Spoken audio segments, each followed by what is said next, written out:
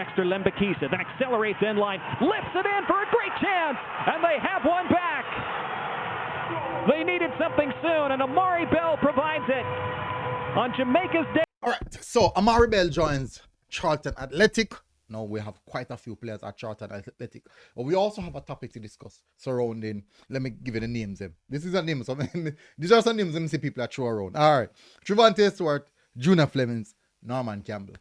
So me consistently hear people that talk about, oh, is that JFF? I look at the JPL players them, but yet still Trevante Stewart, Junior Flemings, and Norman Campbell. Now I get no call up. So I'm gonna touch. I will most definitely touch on that because I think it's very, very interesting how the Reggae Boyz supporters operate.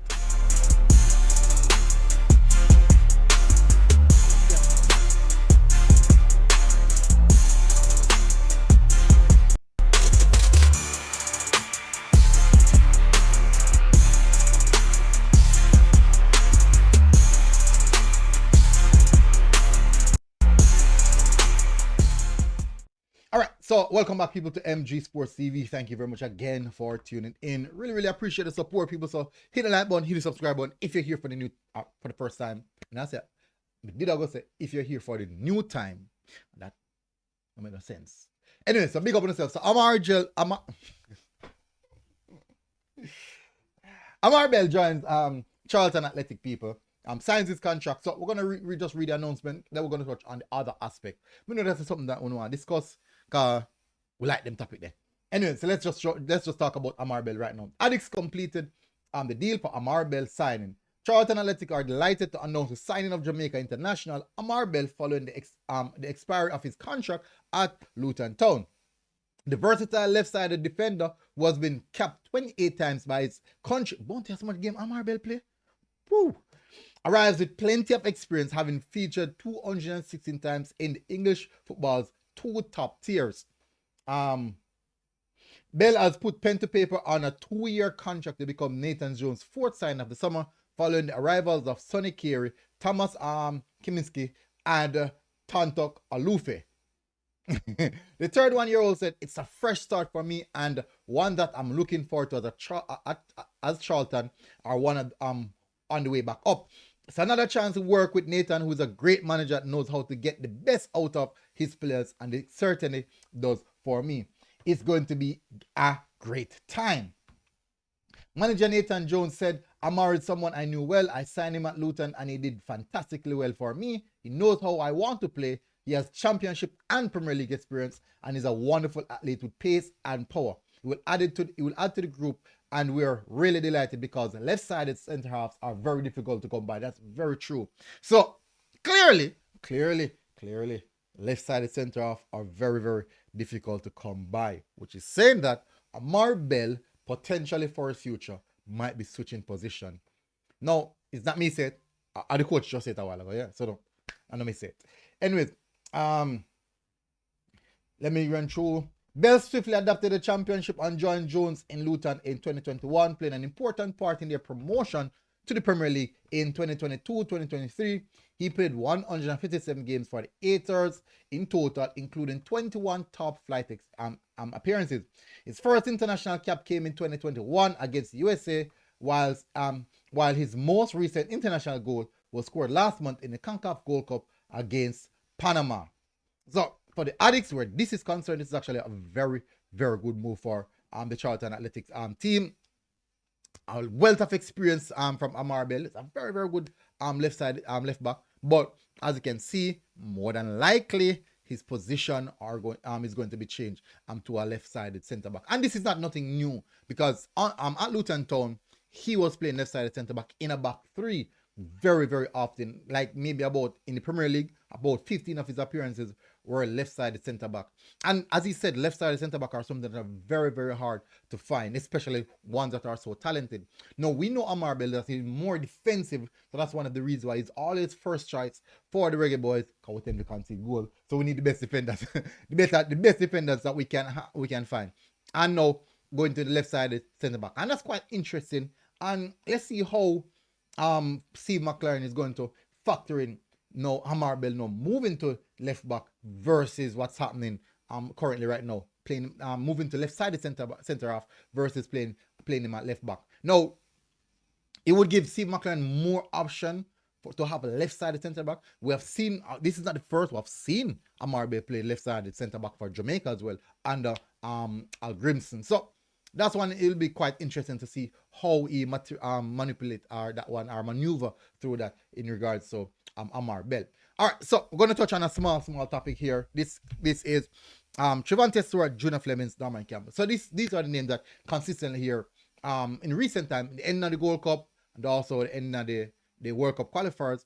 A lot of the supporters are consistently throwing this name around. Fine. Trevante Stewart is doing well. Junior Flemings is doing well. And Norman Campbell, they are most definitely doing well. They are doing well currently, and I have no issue in that. I have no problem with them being a part of the Reggae Boyz squad. I have no issue at all in that. Now, where my issue comes in place is these same fans who are saying that these players, because people, go and check the comment section. Go and check some of the comment section of my video, especially during the Gold Cup. These three names have been thrown around so often. No, I'm not saying that they shouldn't be in the squad. I'm only saying that the same supporters that are saying that these players should be in the squad over whosoever the players that are in the squad are the same supporters when these players were playing for the national team was saying that these players aren't good enough. So I'm very much surprised now that at this stage that these same supporters are saying, why aren't these players here?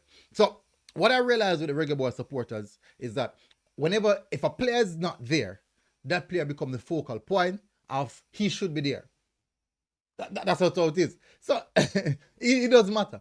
Even if they cost the player 2-3 years ago, say nothing in a squad because he's not in the squad. No, the Marcos say he should be in the squad. That's how supporters are. We've seen it time and time again. No, so all the supporters them who consistently are commenting on my video, but what about Trevante Stewart? What about Norman Campbell? What about Junior Flemings?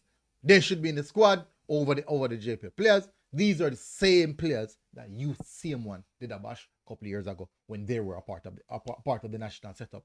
Now the thing is, what Jamaican supporters, the whole aspect is once a player leaves from Jamaica and start doing fairly well, automatically that's when he's welcome to the national setup. But if he's doing fairly well in the JPL, he's not welcome to the national setup. I really wonder why.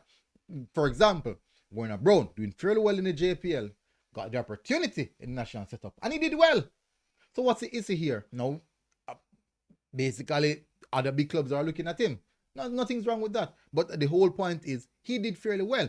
You will have supporters who said that he did well versus smaller teams. But the problem is when you look into the squad, we have players in the squad who should be doing well versus those teams also, but they aren't. So guess what? We should most definitely congrats, or should I say appreciate players who come in and do well, small team versus small teams or not. Fine, no problem. Let me give you an example. Amari Gray. For a long portion of time, Amari Gray wasn't doing well. Recently, we see him kind of, find back his footing. He was lauded even when he was not doing well. He was still first choice. Even when he was not doing well, he's still first choice. Even when we're going up against poor teams. Gold Cup games. The big stars, them not really give with nothing. But yet still, we're going to cost a player like Warner Brown, who gave his all. Fine. He never scored. No problem. At least he still gave something in one of the games. But the big stars them also didn't give anything. So are we going to bash one player and exclude the big stars them? No. That makes no sense. If the entire team underperform, it falls on the entirety of the team. The whole team underperform. So what we tend to do is we tend to pinpoint players and say, boy, this player, that. For me, it's easy for me to call out the bigger players because the expectations on them are quite higher, are way more significant than that. For example, I have bigger expectations of Ethan Pinnock than that of Oldgate and King. Why? Ethan Pinnock is playing at a significantly higher level for a longer time period, so the expectations for him is way more. I'm expecting way more from Andre Blake than that of Shaquan Davis,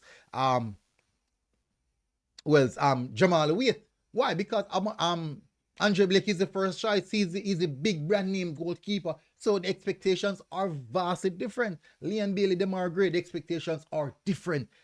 Mikel Antonio, the expectations are different. And there's nothing wrong with having those expectations for those players because they are the big stars in the team. And nothing wrong with that. Now, when you start beat down now, and the other players who fall down the pecking order and say they should be, but yet still the big stars them aren't. We have a problem. A serious problem is there. A big problem is there. Anyways, so I'm not going any further, people. So big up on yourself, smash the like button, hit the subscribe button, and I'll see you guys again. Until next time. Well done, Amari Bell. Congrats on your move. And I'll see you guys again, people. MG Sports TV. We're out. Boom. God bless. Outside. And what?